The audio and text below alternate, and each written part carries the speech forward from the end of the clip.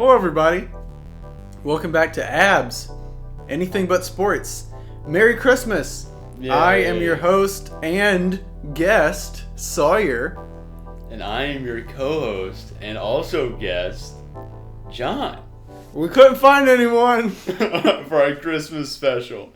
So, you may have noticed if you're viewing on YouTube that we're in a different location. We are still inside of my apartment. So I guess it's not really that different. But we did want to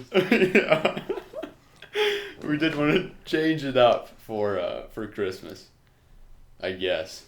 I wanted to change it up because I want this to feel different than the other ones. Because honestly, I feel like, I guess we're getting into it. I guess we're just starting. This is episode 8, the one we're recording right now. And I feel like already we're getting into sort of a repetitive kind of formula.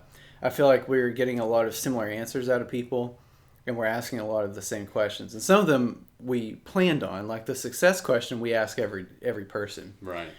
And sometimes the answers are the same, but sometimes they're different. I'd say most of the time they're different.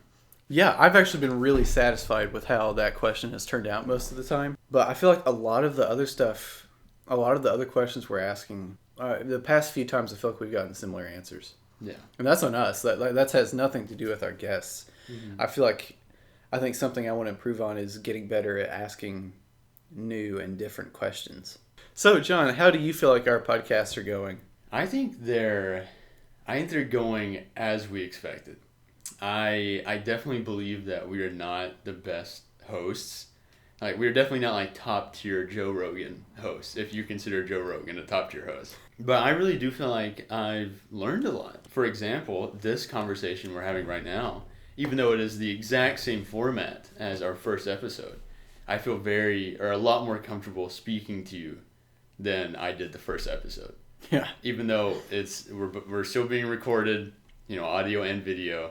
I feel like I was a lot more nervous on the first episode as opposed to like right now. No, definitely. Yeah. I've also learned a lot about editing. Mm-hmm. Obviously a podcast is not, a feature film that I have to edit, and this is very simple. But still editing someone's voice to take out all of the in-between parts of like all the ums and all the you knows. A lot of people like to say and you know. So doing that has really been not necessarily helpful, but a way to like keep my mind sharp in editing audio. Will I ever use that ever again outside of the reaches of this podcast? Probably not. Well, I mean, if you ever become a podcast guest, I feel like you'll be experienced and you'll be able to like deliver good answers that are editable. Even if your answers aren't good, at least your statements will be editable. Yeah. And I think that's it's been a challenge, and I think maybe that's a good thing, because imagine if we had guests that only spoke very fluently, and I had nothing to edit. It was just like, all right, let me cut this question to this question. Then that wouldn't have been a challenge, and that would not present a learning opportunity. That's true. So I think that because we have inexperienced guests, that's been good for me. Yep, I agree. So what do you think? How do you feel about the podcast so far? I think they're going well. I'm enjoying them a lot. Again, honestly, I mean, with my new job and stuff, this is like the only time that I talked to people. Right. Outside of work, or, like this is basically, meeting a friend at a bar or at dinner or something, like it feels very similar. And so like this is... some Sunday mornings I wake up and I groan and I'm like, I cannot believe I have to go record this podcast.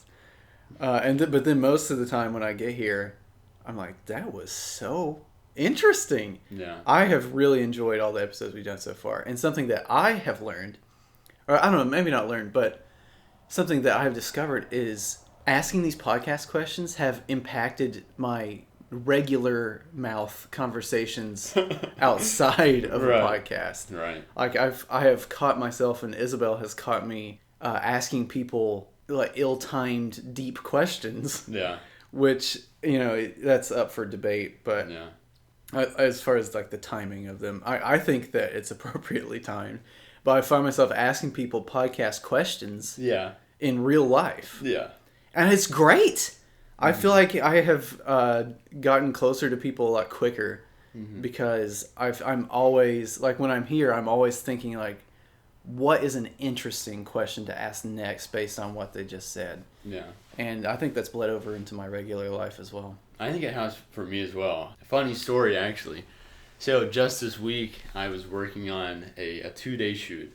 The first day was just me helping an AC build the packages. And then the second day was actually shooting. And the first day, again, it was just me and the AC. And I had just met the guy, right? Like, we had no prior conversations. And then basically in our first conversation, I was like, so how is it to be married in the media field? Like tell me your entire process of like how you are doing this effectively. It's an excellent question. I really think that he was taken aback because no one asks that type of question, right? Especially not from like a PA. You know? I didn't know PAs had the capacity to think. Yeah. Like, you think a PA is like, what's this part? Where do I put this? Like questions like that. But then here I am asking like well thought out questions. I don't know. I got something good out of it. But I feel like he may have been like, oh, this is kind of weird that this guy's asking me these super deep questions. He'll probably remember you because of it. Probably, yeah. I'd say so. I think overall, I am satisfied with how we're doing this. I think something that you mentioned before we started recording was it's getting harder and harder to find guests for this podcast. So that being said, if you're listening and you want to be on the podcast, especially if you're local to Atlanta, we will definitely take you. But I think that there are more challenges on the way that we have yet to encounter. I am very much looking forward to it. Because I think, again, one of the points of doing this was to meet new people. Mm-hmm. And we still have not had a guest that neither of us know. Very true. And that's next. See, that's what I'm saying. Like, because now we're like, well, we're all out of friends. Yeah. And we literally are going to have to make new friends just for this podcast. Right. And I guess part of that is sad when you think about it. But I think it's encouraging because it's like all this is a very crappy little framework of an excuse to talk to people. Yeah. Definitely. And that's what, I don't know. That's what I need. I think one of the things I was thinking I would draw on is my experience freelancing, right? Because I meet all these new people, but it's very hard to, for me at least right now, to ask someone that I've only known for a day if they want to come to my apartment and be on a podcast. You know what I mean? That's true. So it's, I'm waiting to find that balance. I'm just hoping to get on longer gigs, I guess is what I'm trying to say. So I can... For the podcast? Yeah, for the podcast.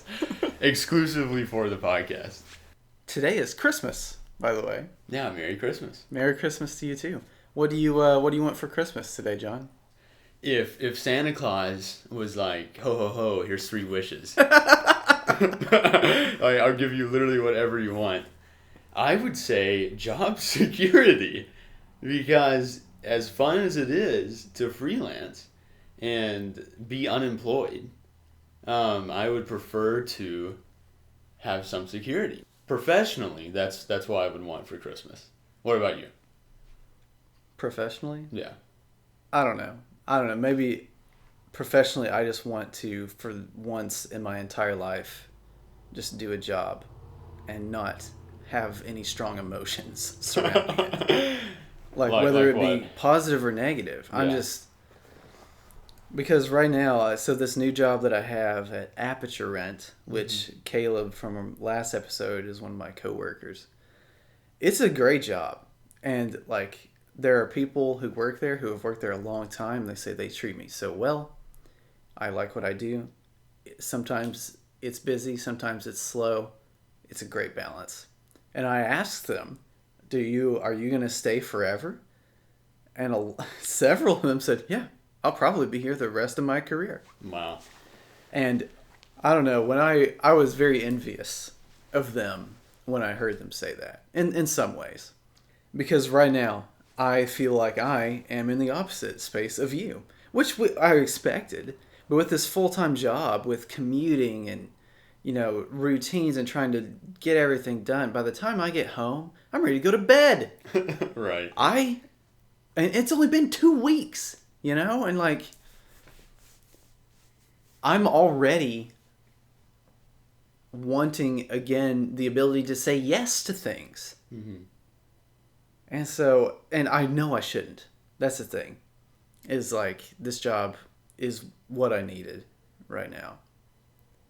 But it is not what I want. It's just, I don't know. It's tricky. It's tricky balancing those emotions. And, every day it feels like it's a new flavor of emotion. It's like, I am looking forward to today. Mm-hmm. I love having coworkers that I see every day. Yeah. And making jokes with them.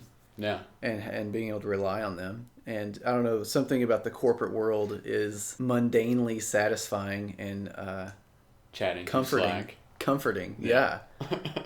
Absolutely. Yeah. Yeah, like but then other parts of it, I don't know.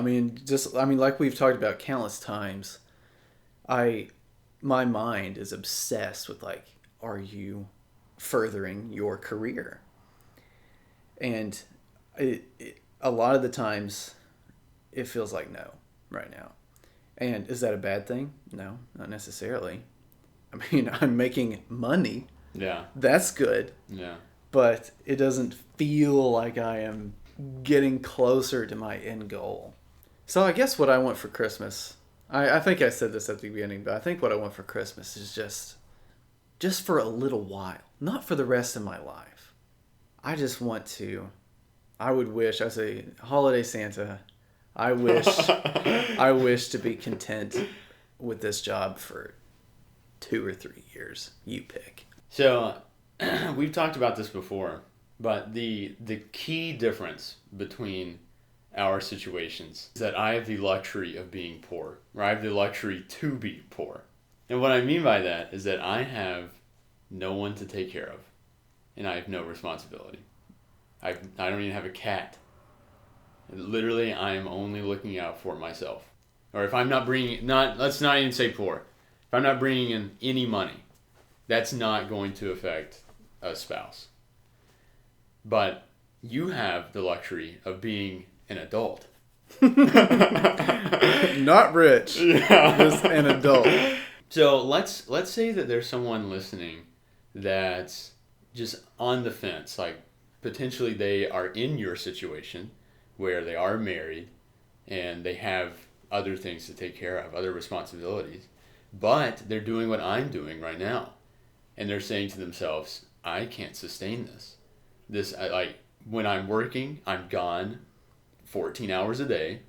And when I'm not working, I'm not bringing in any money. So I'm barely just like getting us by, like month after month. What would you say to that person? Well, first of all, I'd say, well, if you find an answer, let me know. Because right. I am actively doing right. that. I am working through the consequences of those decisions right now. Like, when I spent some time in Atlanta by myself, and, if you consider myself and Isabel and our pets a family, mm-hmm. then I lost our family money. Mm-hmm. I paid my own expenses, but it was very little. Mm-hmm. And like I basically just shifted all of our adult financial responsibilities onto Isabel and helped when I could.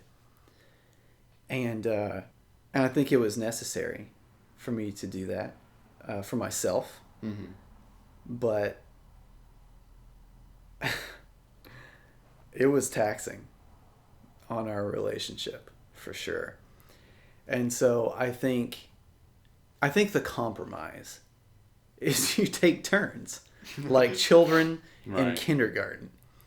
And I had some time that Isabel granted me to kind of mess around and do what I thought I was interested in, which I am still interested in certain aspects of it. And I learned a lot about myself, so it wasn't wasted time. Mm-hmm.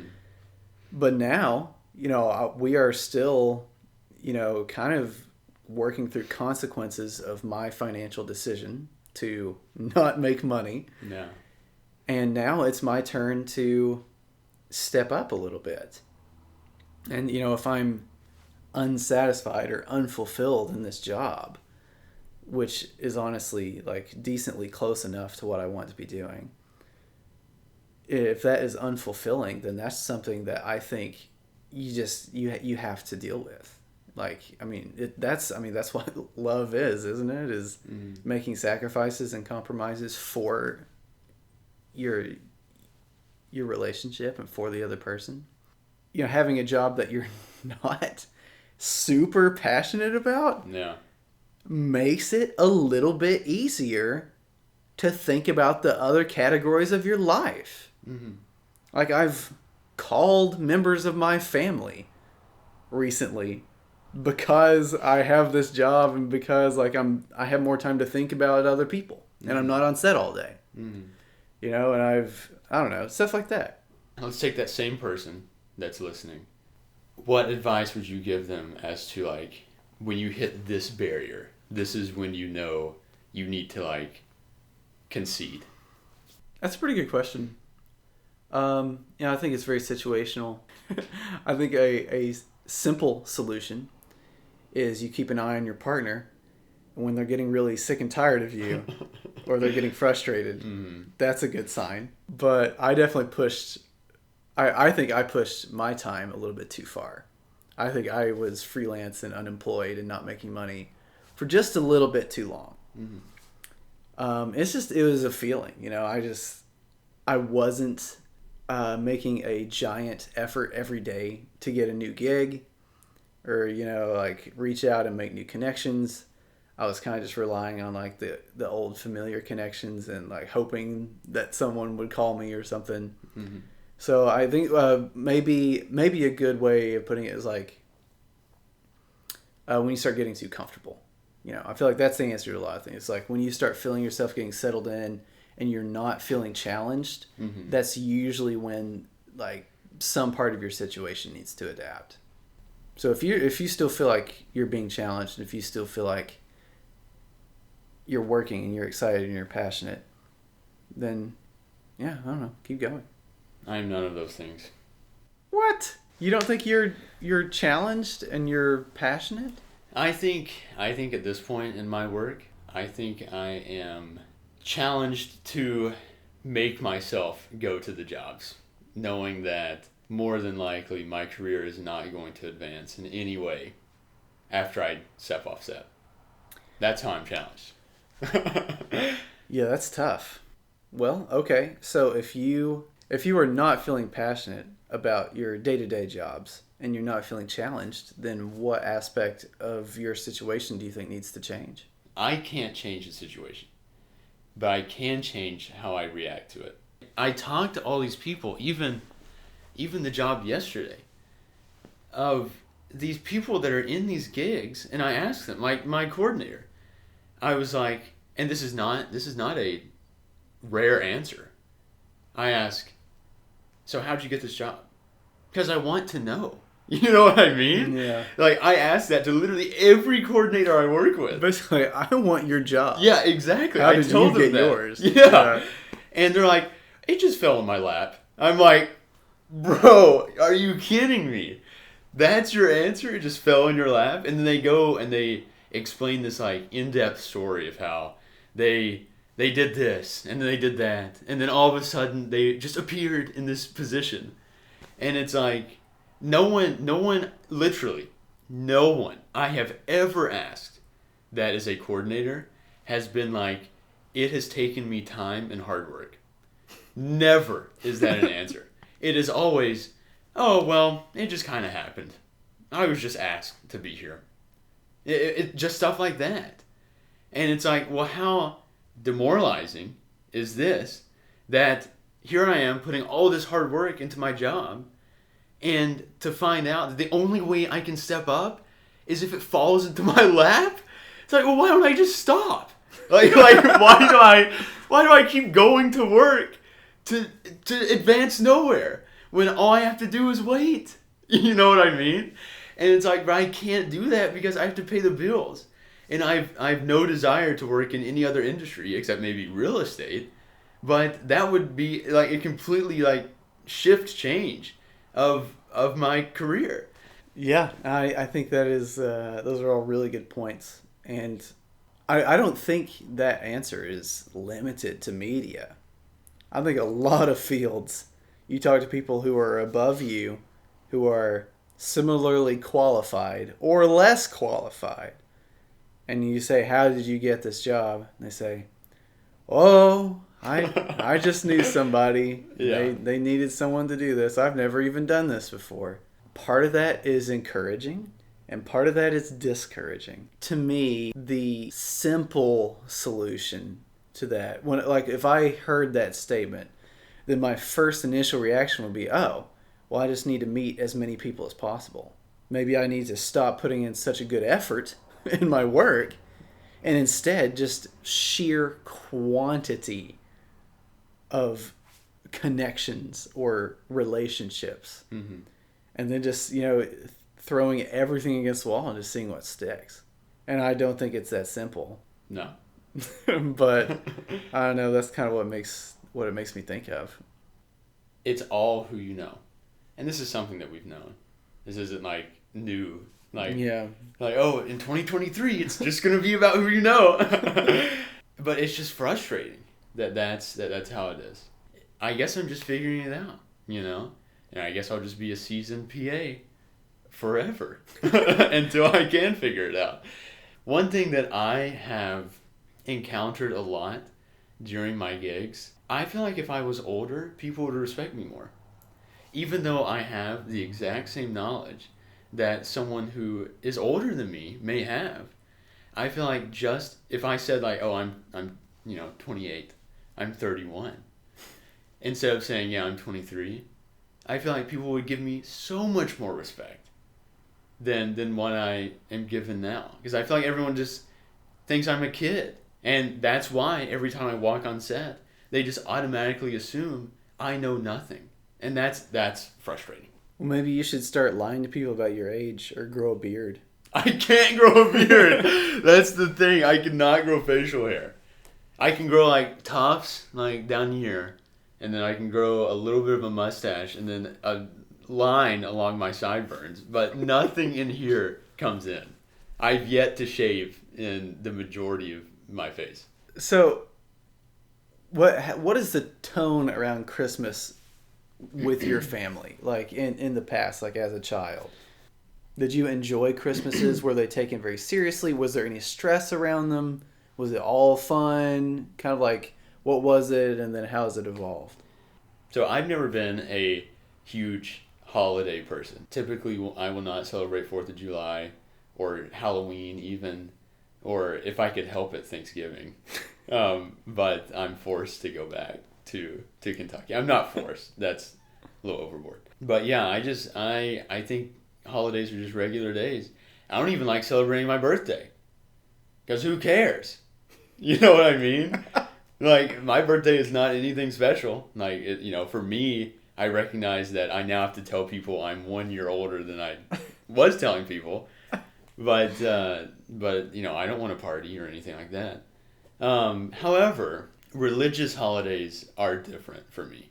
I think that Christmas, Easter, Good Friday, if you want to celebrate Good Friday, and there's some others like Ash Wednesday, stuff like that. The smaller religious holidays I don't necessarily celebrate, but definitely Christmas and Easter. So Christmas has always been a big thing for my family, both sides of my family, my mom and dad, because it's always a time for family to get together. You know what I mean? I've told people this, and I don't necessarily think it's a bad thing. I think it is very funny that my dad's side of the family is very patriarchal. My dad's dad kind of controls what goes on. The reason why I bring this up is because Papa, when he goes to parties or when he goes to social events, even if it's with the family, he'll stay for about an hour and a half, and that's maxed out. And then he'll get up and leave, and then everyone leaves. And then that's just how it is. My mom's side of the family is obviously very different. They'll stay for several hours, and it'll be like a regular party. But Papa really does dictate how quickly people leave the party. So Christmas on my dad's side is very different, obviously, than my mom's side of the family. But it's always been about family coming together. It's always been about cherishing one another. There's never really been big stress around Christmas. I know for a lot of families it's different. There's some stress. Obviously, there is stress around like scheduling and making sure that I make myself available at certain times. And especially when the family is all trying to get together and like no one has the same schedule, so it's like trying to find the right day. What about you? What has Christmas been like for the Holcombs, and what is it now? Well, it used to be simple, Mm-hmm. in the sense that we did everything together, like me and my siblings and my parents. Like, Mm-hmm. and the days surrounding Christmas and after Christmas, it was. I mean, honestly, growing up, my siblings were my friends, Mm-hmm. and it was not until later in life that I learned that was not the case for a lot of people. Right. And so for me, like the holidays, it was like spending time with friends. Mm-hmm. And I didn't have any other commitments or anything to do. So it was very easy and simple. Mm-hmm. I just spent weeks with my immediate family, Mm-hmm. and I enjoyed it. It was great. Yeah. So like we have lots of little traditions and stuff that we do, like on Christmas Eve and Christmas morning. Like there's certain ways that we do everything, and there's lots of little inside jokes, and we laugh a lot, and it's super fun. And then more recently, I think it probably started getting more complicated when I got married. Mm-hmm. And I don't know, I think something that was interesting is when you were talking about Christmas, you're talking about your mom's side and your dad's side of the family. You have to deal with two more sides. Now, yes, I'm basically, you basically have to think about four sides of a family now, Mm-hmm. which is impossible. So now it's basically my parents and her parents. Mm-hmm. And so that was difficult for me at first because I kind of felt like I was abandoning my grandparents, because that's what it is. It's like, oh, my sets of grandparents, if I see them, great. But if I don't, there's not much I can do. I have to go hang out with these other people. Mm-hmm. And so that definitely took some adapting. But I think it was good. I think it was healthy. And one of my favorite changes about Christmas in me personally recently is Isabel's family. They do not put a large emphasis on holidays at all. Mm-hmm. Isabel's dad works at a hospital, and so most of the time he's working on Christmas Day. Yeah. Which I remember the first time I heard that, I was heartbroken for them. I was like, that is the saddest thing I can possibly imagine. And like, it's not a big deal. There's no traditions. Sometimes they put a tree up and sometimes they don't, year to year. And at first I was like, oh, this is so sad. But that has quickly become like a point of relief for me. And like, I like what we do at my parents' house, Mm-hmm. and I like all the little traditions and stuff, but sometimes it can be a little overbearing and stressful. And the times that I have spent with Isabel's family during the holidays have been just like, this is it. It's just a normal day. It's great. And then Isabel's dad comes home late at night from work, and we open some presents and have a little meal, and there's no pressure. And honestly, I have like injected little traditions into their family and stuff, just because of how I was raised. Sure. So I think it's hit a pretty good balance. So it was definitely like a culture shock difference for me, experiencing Christmas with Isabel's family versus Christmas with my family. Well, Sawyer, this has been good. It's been a good conversation. I'm glad that we were able to take this Christmas Day podcast and not have a guest, I guess. I think this was a good little change of pace. I think so. I think this was needed. It's so easy to fall into a routine in anything, and like the more comfortable you get, the less growth there is most of the time. Yeah. All the time, I would actually say. I'll go on record and say it. If you are comfortable, you are not growing. And so even just like changing our seats, I think has made me think about this in a different way. And I like analyzing the work that we've done so far, and I want to improve it going forward, just for us. I want to get better at this. Yeah. I would like to say that we have something new planned in the new year, or like some addition that we're adding on to the podcast, but there's not. Well, maybe in the new year we'll finally explain our naming system. Oh yeah, How true. about that? Well, we could just do it right now. That could be our Christmas gift to the viewers. That's great. The listeners. Okay, yeah. Okay, Merry Christmas, everybody. Today we're actually going to explain how we name our podcast episodes. It's not complicated. We take a look at our guests for the week, and we kind of lay down some key facts that we know about them, and we look at the questions that we have prepared for them, and we pick a word. John and I both decide on a word that we think will describe the conversation that we're going to have with them. A single word, just based on what we think we're going to talk about. And then at the end, we ask our guest to sum up the conversation we just had in one word. And they do not know our word. And so that's how we name it. It's word/word. Pretty simple. So to end off the podcast, I would just like to reiterate, if you want to come on, please send us a message. I don't think we're desperately looking for people yet, but I do think that we are very interested in having more people come on the podcast. I know that we do have potentially some people for early January, but after that, we have no one. It could just be us for the rest of the year. Wow. Just us talking to each other. That would be sad. Yeah, that would be really sad. So, if you want to be on the podcast, let us know. Send us a message, and we'll get back to you. All right. Well, thanks for listening to this Merry Christmas ramble, everybody. I'm really thankful for this project and the little bit of routine that it's given us and the challenge that it offers. Definitely. And I think that it is going to grow and evolve and adapt in good ways if we work on it. So I'm very thankful for these few episodes we've gotten. I'm looking forward to the new year. If any single person is listening, thank you. Seriously. Yeah. I appreciate it. I'm very thankful for our listeners, our many, many, many listeners. Maybe as your Christmas gift to us, you can send the podcast to a friend. Recommend 8 of your friends. Yeah. Exactly. All right. Well, Sawyer, thanks for this conversation. Merry Christmas to you, and Merry Christmas to our listeners. And to all, a good night. We'll see you in the next one.